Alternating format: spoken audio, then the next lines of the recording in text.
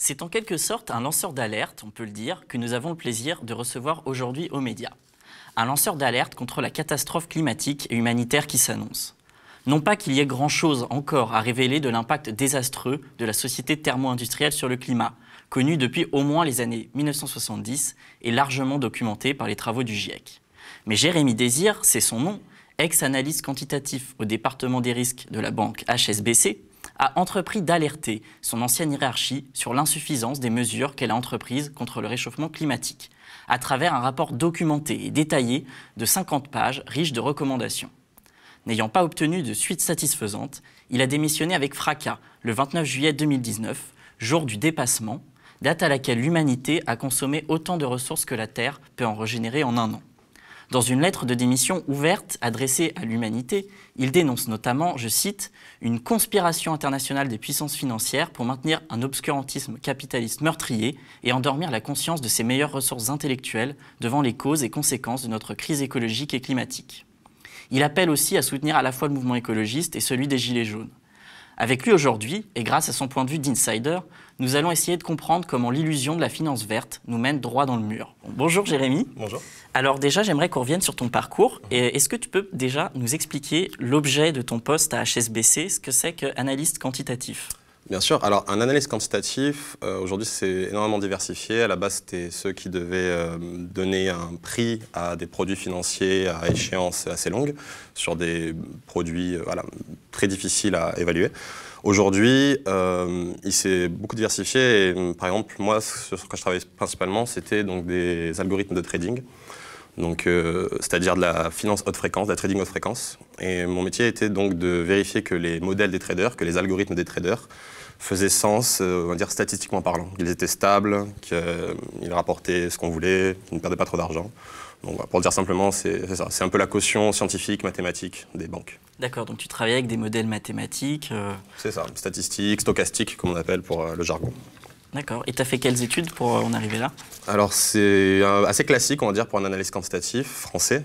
C'est donc une classe préparatoire Mathsup Maths-P, grande école d'ingénieurs, et généralement un diplôme en plus, un master en plus en finance quantitative. Donc, moi, j'en ai fait deux, en l'occurrence. Un à Londres, à l'Imperial College, et un à l'université Pierre-Marie Curie Polytechnique, le El Karoui. D'accord. Et est-ce qu'on peut être un peu indiscret et te demander à peu près combien tu gagnais Bien sûr. Donc, en début de carrière, donc à 25 ans, j'étais à 3500 livres nets par mois, donc à peu près 4000 €. D'accord. Donc tu as travaillé combien de temps à HSBC ? Je suis rentré il y a à peu près un an, jour pour jour. Et j'ai démissionné, voilà. Je suis resté un an, juste. Et comment tu en es venu à faire ce rapport à ta hiérarchie pour les alerter ? Quel a été ton cheminement Il y a un an, jour pour jour, ça a été aussi le moment d'une explosion de revendications sociales et écologiques. D'abord en France avec les Gilets jaunes, un peu plus tard avec Extinction Rebellion en Angleterre, entre-temps la marche du climat initiée par Greta Thunberg.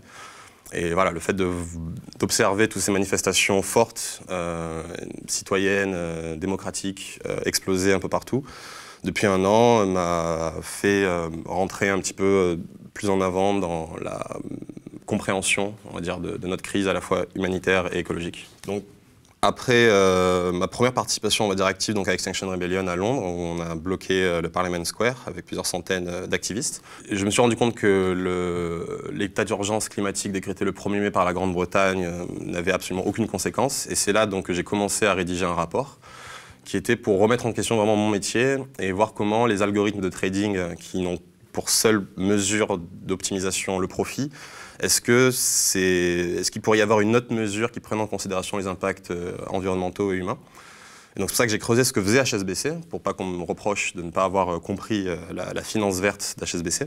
Et c'est là en fait que je me suis rendu compte d'un gouffre entre les cris d'alarme de la communauté scientifique depuis, comme tu le dis, une cinquantaine d'années, et la réponse apportée par HSBC beaucoup trop tardive, et qui en plus est loin du compte.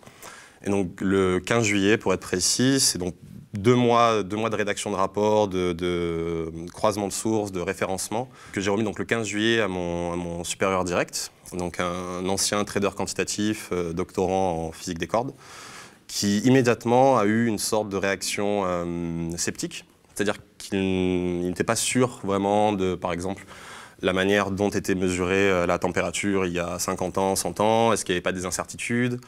Après, voilà, les sécheresses, ça ne concernerait pas forcément son pays à lui. Donc, enfin, vraiment des réactions qui étaient à côté du problème et qui aussi remettaient la responsabilité sur les jeunes, à la fois sur les jeunes et sur les centres dédiés, donc le centre de finance verte d'HSBC, comme si 1% de la masse salariale totale d'HSBC arriverait à renverser les 99% de finances non vertes. Voilà, à la fois, c'est bien que les jeunes s'en occupent et va en finance verte. C'était un peu la réaction qu'il m'a donnée immédiatement.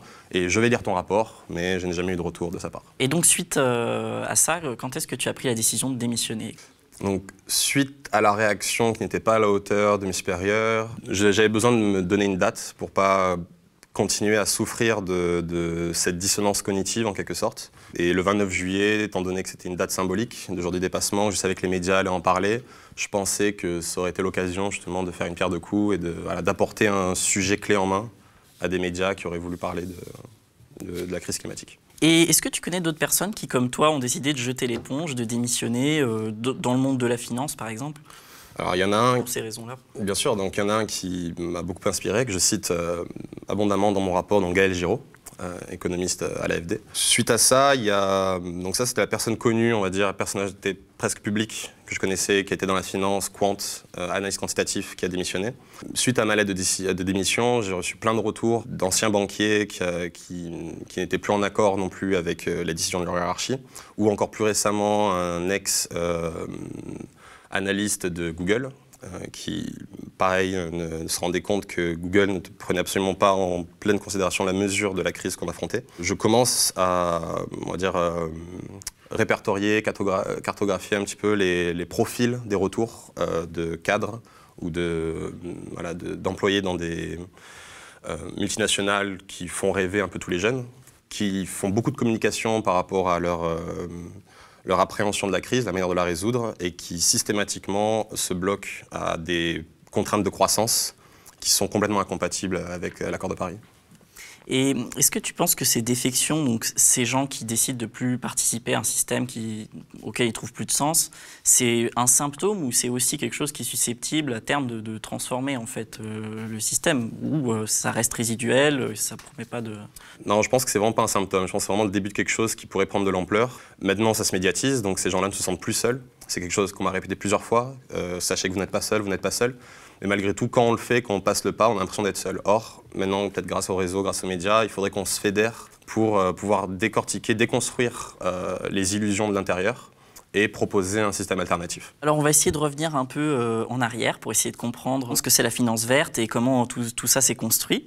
Donc en 2015, l'accord de Paris sur le climat qui a suivi la COP21 a fixé un objectif de limitation du réchauffement climatique entre 1,5 et 2 degrés. Donc en théorie, cet objectif de 1,5 à 2 degrés a des conséquences très drastiques. Il impose une trajectoire d'émissions carbone très précise. Et le GIEC précise que cette trajectoire nécessiterait 2400 milliards de dollars d'investissement par an dans le domaine de l'énergie jusqu'en 2035 au moins.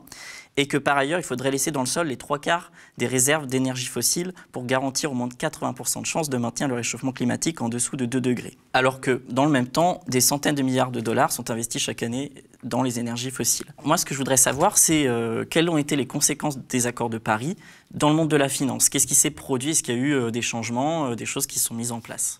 En amont des accords de Paris que tu cites, de décembre 2015, 10 semaines avant, Mark Carney, le gouverneur de la Banque centrale d'Angleterre, énonce un discours fondateur, Briser la tragédie de l'horizon, qui met en avant un conflit générationnel par rapport à donc, des conséquences climatiques qui vont affecter les générations futures, mais qui ne sont en aucun cas dans l'intérêt des décideurs actuels.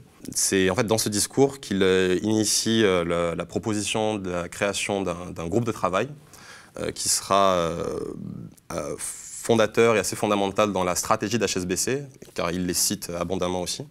Donc le groupe de travail pour la divulgation d'informations climatiques financières, et a proposé des recommandations à l'ensemble du secteur bancaire, donc pour à la fois divulguer leur impact carbone, mais aussi pour suggérer des manières de proposer des produits financiers, labellés comme verts.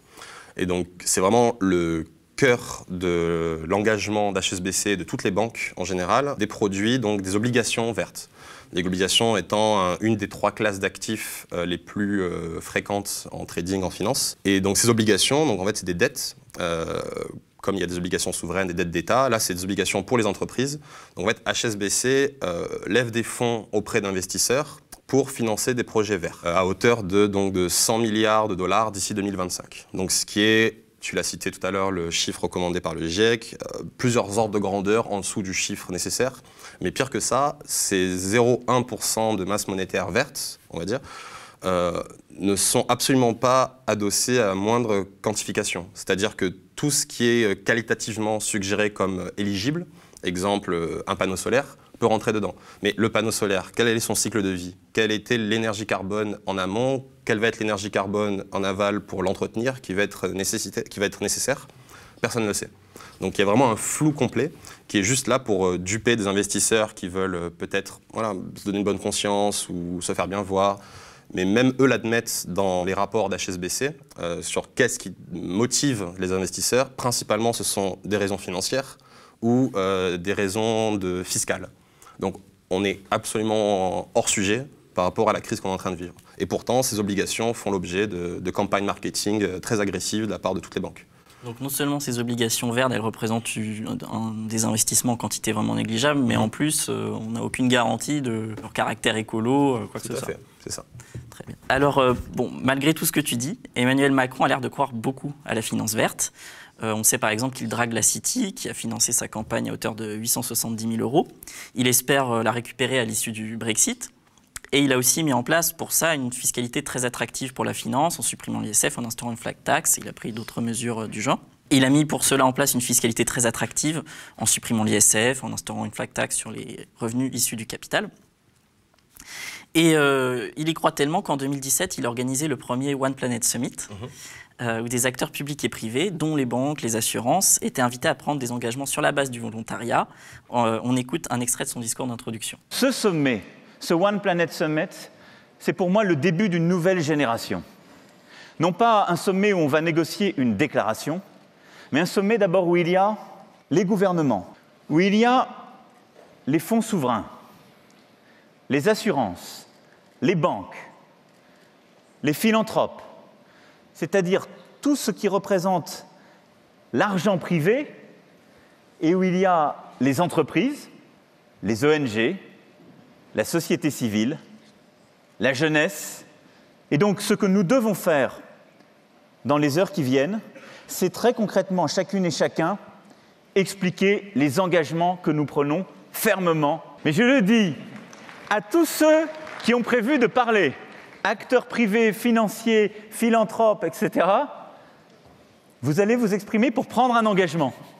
Nous, on a pris le plan climat avec des engagements de fermeture de capacité, des engagements d'ouverture de renouvelables. Tout ça sera suivi, évalué, vérifié, parce que ce que nous entamons aujourd'hui, c'est le temps de l'action, parce que l'urgence est devenue permanente. Alors voilà, donc là encore, est-ce que tu peux nous dire ce qui a changé dans le milieu de la finance suite à ce sommet ? Alors malheureusement, comme beaucoup de déclarations publiques, que ce soit gouvernementales ou du secteur privé autour de la finance verte, il s'agit d'une mascarade dont les gens n'ont pas conscience de l'ampleur. Typiquement, d'un côté, que ce soit Macron, les grandes entreprises privées, dont les banques, vont vous annoncer des projets et des institutions vertes. Donc là, en effet, le One Planet Summit a permis la création d'un autre groupe de travail, cette fois-ci plutôt dirigé par les banques centrales, mais qui réunit des acteurs internationaux, qui ont mis 2 ans à faire des recommandations, donc en avril 2019, je crois. Donc ils ont fait un ensemble de recommandations, donc 6, qui explicitement appellent les acteurs privés, le système financier bancaire, à collaborer entre eux et à collaborer avec les institutions intergouvernementales et les acteurs publics. Et en même temps, on a ce dogme de la croissance qui est inaliénable, qui est indiscutable, à la fois, encore une fois, pour les gouvernements et pour les entreprises privées. C'est juste incompatible. J'aimerais rappeler juste quelque chose de fondamental, c'est que la croissance, le PIB depuis au moins 50 ans, s'appuie à 100% sur la consommation d'énergie d'un pays. Or, la consommation d'énergie d'un pays aujourd'hui, elle est à 85% composée d'énergie fossile. Donc, c'est Ça s'appelle le découplage. L'idée qu'on pourrait essayer de faire de la croissance sans faire de pression sur l'environnement, ça s'appelle le découplage. Le découplage est aujourd'hui impossible. Aucun économiste sérieux ne pourra dire que le découplage est possible. Donc c'est une pure schizophrénie de vouloir d'un côté promouvoir de la finance dite verte, donc respecter nos accords de Paris, et de l'autre parler de croissance, juste ça. Donc ce groupe de travail donc, créé suite au One Planet Summit a mis 2 ans pour produire 6 recommandations. Et évidemment, aucune d'entre elles n'a fait l'objet d'une campagne interne, ne serait-ce que pour discuter auprès des parties prenantes dans les banques, pour faire interagir les banques entre elles, parce qu'évidemment, il y a une compétition entre les banques qui fait que si l'une d'entre elles se met vraiment dans une forme de finance verte, c'est-à-dire dans une déconstruction de tous les objectifs de croissance qu'elle a pour les années à venir, évidemment, toutes les autres banques vont en profiter et vont faire plus de profit qu'elle. Et donc cette banque, qui serait peut-être la plus louable d'entre elles, va se faire manger par toutes les autres. Ça, c'est évident. Et c'est quelque chose qui ne sera ni dit par les gouvernements, ni dit par les banques elles-mêmes. Et c'est en partie ce network et leur inaction qui m'a fait prendre ma décision. De voir que beaucoup de communication, beaucoup d'argent a été dépensé pour créer ces organismes, pour faire de la communication autour. Mais dans les faits, dans ce que j'ai vécu suite à la création du One Planet Summit, à la création de ce network et à leurs recommandations d'avril 2019, absolument rien n'a changé dans mes habitudes de travail. C'est un scandale. D'accord, donc aucune mesure contraignante. Aucune. Et d'ailleurs, donc tu dis que ce groupe, ce network, est à l'initiative des banques centrales ou piloté par les banques centrales. C'est ça, ouais. Donc c'est la Banque de France d'ailleurs même qui a présidé, je crois, le network. Ouais. Mais comment on peut expliquer, parce que les banques centrales, notamment la BCE, pratiquent une politique de rachat d'actifs qui se veut neutre, donc elle investit dans les domaines majoritaires dans l'économie en priorité, et donc ceux qui sont les plus polluants en fait. Comment tu expliques ce fossé entre la politique des banques centrales qui ne font rien elles-mêmes pour le climat et qui en revanche créent des faux groupes de discussion non contraignants Je sur pense ces que les questions? banques centrales, et je n'ai pas peur de le dire, participent à un greenwashing international, un greenwashing financier international. Du même ordre que les gouvernements, c'est juste une manière peut-être de à la fois calmer une opinion, rassurer certains investisseurs, mais en aucun cas ils ne comptent prendre à bras-le-corps la crise climatique et donc humanitaire qui en découle. Ce serait en complète contradiction avec les intérêts des actionnaires, des plus grands patrons d'entreprises, des chefs de capitales d'industrie et des États pour se faire réélire, parce que tous n'ont pour dogme que celui de la croissance. Et donc, un groupe de travail qui serait efficace remettrait en question ses acquis et n'aurait aucune chance d'être plébiscité. Et toi, qui as été au cœur de ce milieu, on peut le dire, qu'est-ce qui pousse les gens à continuer? Est-ce que c'est du cynisme? Est-ce que ça peut être aussi de l'ignorance? Qu'est-ce qui fait que voilà, on continue droit dans le mur? Alors, je pense qu'il y a trois états de ce que j'ai un peu pu découvrir autour de mes proches. Premier état, comme tu le dis, c'est l'ignorance. Même si on entend parler à la télé un peu plus de la crise écologique depuis à peu près 1 an, certainement grâce à Greta, il y a quand même un fossé cognitif culturel de la part des plus grands dirigeants, et pour en avoir rencontré un récemment encore de HSBC, ils ne sont juste pas au courant de l'ampleur du désastre, parce que rien n'est fait pour les rendre concrètement au courant. Ensuite, ceux qui sont au courant, peut-être, vont être dans le déni et se dire que c'est quelque chose qui ne les concerne pas directement, que la finance ce ne sont pas les premiers responsables. Les premiers responsables, ce sont les pétroliers, ce sont les États, ce sont les consommateurs. Donc voilà, on va pointer du doigt d'autres que nous-mêmes. Donc ça, c'est une forme de déni. Et la troisième va être le cynisme. Je pense que l'étape de cynisme est certainement celle, par exemple, voilà, des chefs d'État, notamment aux États-Unis et en Europe, les pays les plus polluants, par exemple, dont l'Allemagne aussi, avec le charbon. Là, il y a certainement une forme de cynisme parce que ces gens-là sont très bien informés, ils savent exactement ce qui se passe, et juste la communication est à revers de ce qu'ils devraient faire et de ce qu'ils devraient dire pour soit rassurer, soit complaire certains. Et dans ton rapport, tu fais plusieurs propositions, et une des propositions, c'est en fait de revoir les formations pour que les problématiques, les contraintes environnementales soient plus présentes. Est-ce que tu peux nous expliquer un peu Tout à fait. Donc c'est un plan en 3 parties qui a juste été en fait une réorganisation des suggestions faites par donc, les 2 organismes que nous avons cités précédemment et en quelque sorte des apports du GIEC. Ces 3 parties sont graduellement contraignantes. La première étant la plus facile à réaliser, juste un programme d'éducation massif pour les élites.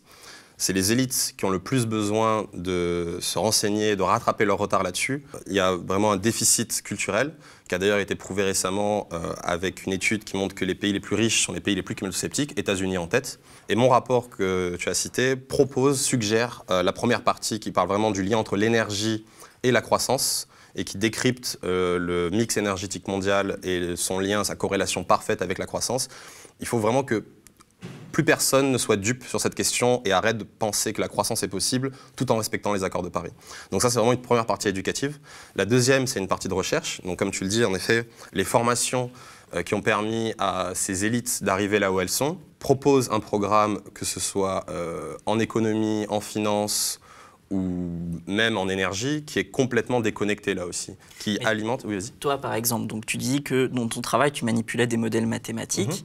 Mais ces modèles mathématiques, ils ne prennent pas en compte la finitude des ressources, le réchauffement climatique? Exactement. C'est ça le grand crime, peut-être, qu'on a tous commis envers notre propre intelligence.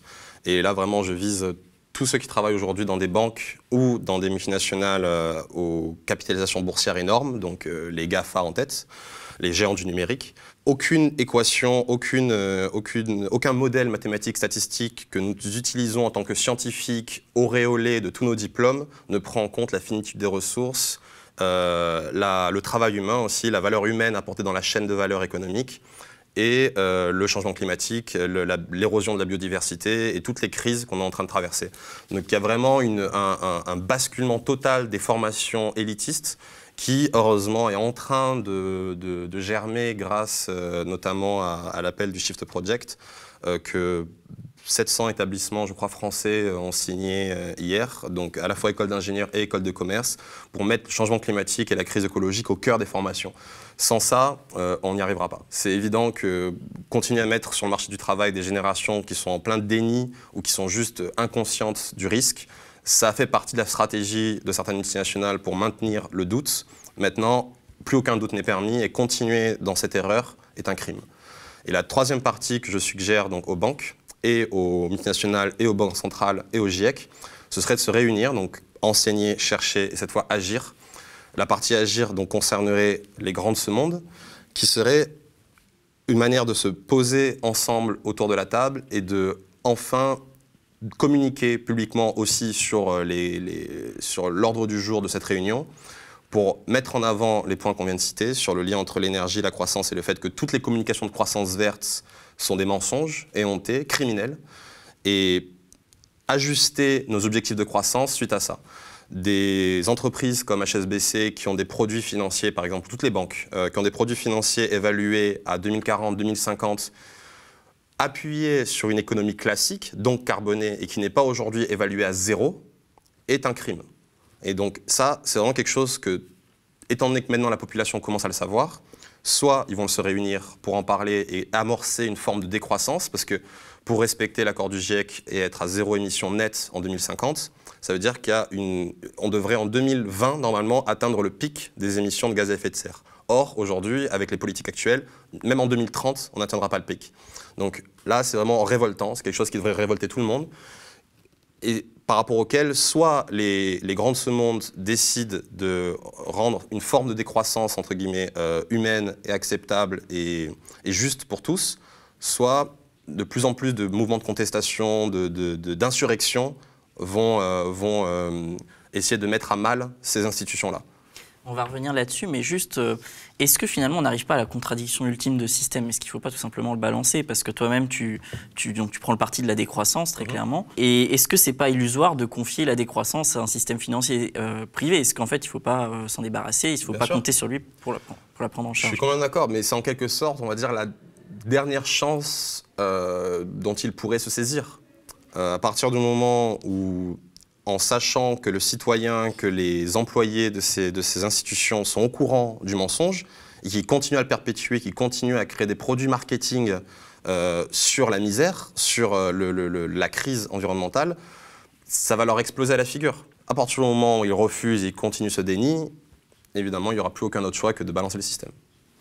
Alors, du coup, tu fais un lien à l'instant encore avec la crise sociale. Et dans ta lettre aussi, tu appelles à soutenir le mouvement des Gilets jaunes. Ils ont pourtant largement été accusés d'être anti-écolos, de vouloir polluer avec leurs voitures. Et ils sont probablement encore perçus ainsi par beaucoup de gens, et notamment les militants écologistes. Alors, quel lien tu fais pourtant, toi, entre ces luttes, les luttes écologistes et les revendications des Gilets jaunes? Bien sûr. Alors, c'est vraiment très ironique de savoir que, vous le savez aussi, et beaucoup de gens commencent à s'en rendre compte, que la taxe dont la communication officielle a été celle de la lutte contre le changement climatique était en fait juste là pour compenser le budget du gouvernement actuel, du gouvernement Macron. Ça a été révélé par les Macron Leaks d'Alexis Kohler, son implication. Évidemment que les Gilets jaunes, c'est une base populaire qui n'appartiennent pas à une forme d'élite. Ils ont déjà moins de possibilités de polluer et on leur a enlevé toute alternative à la voiture. Donc on les contraint à un mode de vie dont ils ne peuvent pas s'échapper. Donc le lien que je fais entre les deux, c'est que les écologistes ont pris naissance dans, on va dire, peut-être les familles les plus aisées, les plus privilégiées dans des capitales, mais commencent aussi à se rendre compte que la crise écologique est avant tout une crise humaine, une crise sociale. Ce sont deux mouvements protestataires. Les deux s'attaquent à l'ordre établi, aux institutions qui les gouvernent, que ce soit pour le social ou pour la crise écologique. Les deux ne sont pas prises à bras-le-corps et sérieusement par nos dirigeants.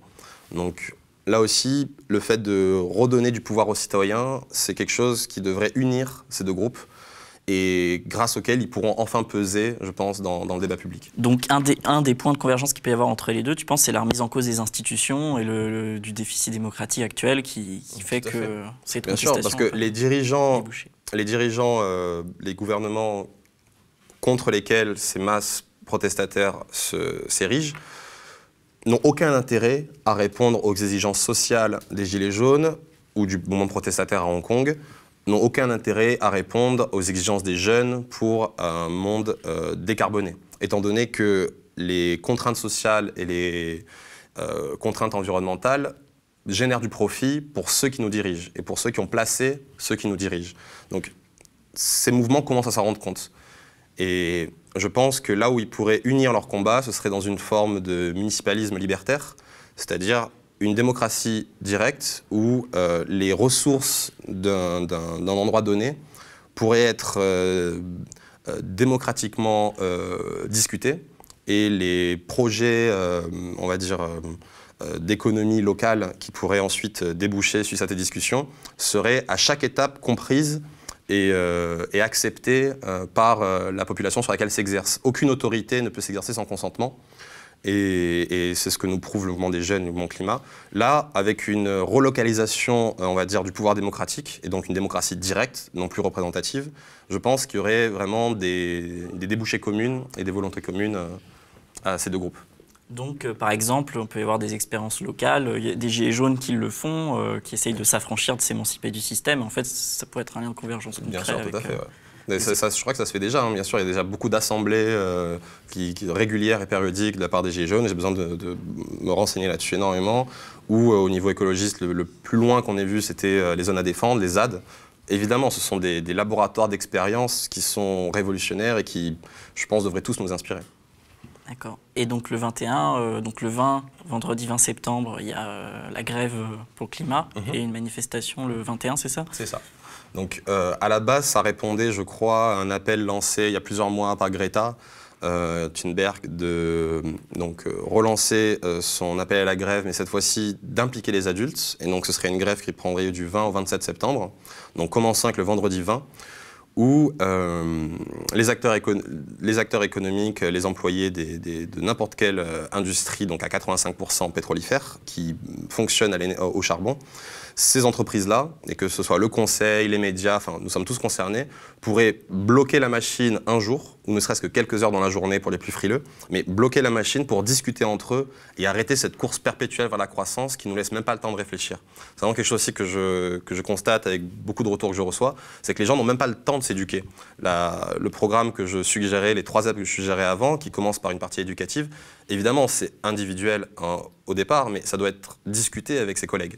Donc ce vendredi pourrait être soit l'occasion pour les adultes, on va dire, de réunir leurs enfants sur les marches, ou de rester dans leur emploi, de rester là où ils sont, mais de bloquer pendant quelques heures la machine et discuter avec leurs collègues de le sens de leur métier et le sens de leur entreprise dans un monde zéro carbone pour les années à venir. Parce qu'évidemment, on n'arrivera pas à zéro de 2049 à 2050. Il faudra toute une étape progressive que plus on attend, plus sera raide et rapide. Mais voilà, il faut discuter du rôle de chacune des entreprises, surtout dans les pays riches, c'est là où on pollue le plus. Et ensuite, le 21, ce serait donc l'occasion de sortir un peu de ce cadre, on va dire, purement écologique, climatique, pour se pencher sur la crise sociale et voir en quoi elles sont intimement liées.